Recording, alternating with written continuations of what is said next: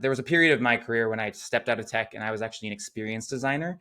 I was producing and emceeing events. So I was traveling around the country and world, working with different teams, corporations, individuals, designing these play-based experiences, interactive scavenger hunts, outdoor, indoor games. This point when I felt really kind of in flow and alive when I was on the ground on a stage in front of 1,000 people, getting them, bought in and excited about doing this thing that also might have had some, professional benefit to them. And so I came back to tech, and I have for so long wondered, how does that integrate with all of, being a chief of staff or being a head of ops, like the operations, and that feels so far apart in many ways. And it feels like I have this personality that seems split at times between what I sometimes call head and heart, with head being the rational, systems-minded, operational side, and then heart being the fun, emotional, experience design side.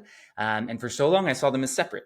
And now, as I've started thinking about what I'm excited about and what works best for me, I think about where can I bring those two things together and use the heart to help balance the head and actually bring some of that into the next work and workplace that I'm with. So when I was at there were two examples that come to mind where I look back, I'm like, oh, this is actually something that was a competitive advantage for me, but at the time had to be kind of extracted from me because I did not realize the opportunity that it presented. So for so long, I thought fun was a distraction in a way because it wasn't professional. It wasn't, what I saw all the people who were building stuff and kind of getting shit done. It was, go, go, go. And then you have fun afterwards. You go out and you have a party or something. But when I was a chief of staff for part of the operations team at YouTube, and COVID hit in 2020. I had been there for 4 months, I think, 5 months. And so I was just starting to get a sense of the role, which was very different for me. I had never worked at a company of more than 50 people. And now I was helping to run an organization that was 70, going on eventually 200 within a much bigger company. So I felt in over my head, already had some imposter syndrome. And then COVID hits. And when we're going through that, people are clearly struggling. They don't know exactly what's going on. Everyone feels the earth moving under them. And the principal that I worked for, she had the sense of, okay, we are missing something here. Like, how are people going to feel connected and grounded enough to be able to do their work day to day? Everyone's freaking out. She knew that I had this background, and her way of getting me to think about this was just each day saying, we need a solution for this. We need something to fix this. Figure it out. You can do this. And I was like, I'm not sure. Long story short, one day I just sat down and I wrote an email to the entire organization, and I just wrote it in rhyme. This is something I did back in college. We would rewrite songs and write them in rhyme. And I called it something rhyming, which was the Work From Home Gnome. And the Work From Home Gnome reached out to, turned out, the entire operations org at YouTube, which was 800 people. And it asked them, it gave an email in rhyme and then asked them to give photos and interact with these challenges.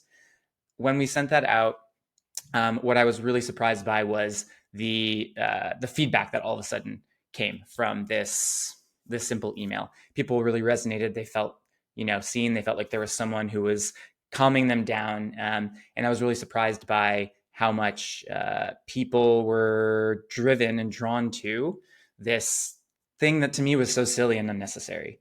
And I think what the power of the Work From Home Gnome, which I used clip art, I went to the Word documents and 90s clip art. I pulled that back and did anything I could that just felt kind of strange and totally out of place in a, corporation-wide email.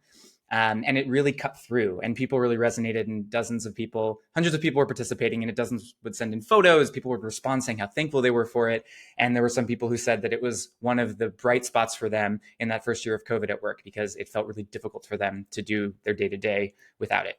And that to me was just kind of shocking. I didn't really get it, because sometimes when something's really natural for you, writing emails, thinking in this kind of weird, quirky way, it just seems like the baseline.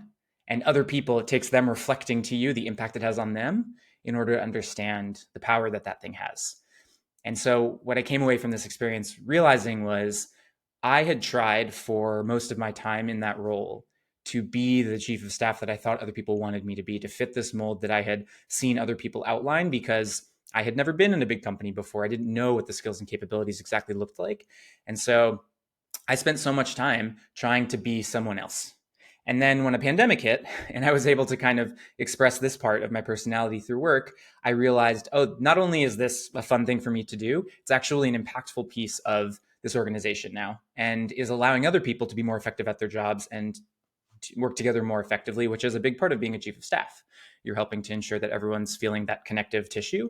And this was one part of that for this specific scenario. So I came away from that with a wide open mind of, okay, this piece of myself that felt silly and unimportant is actually an advantage in the right setting.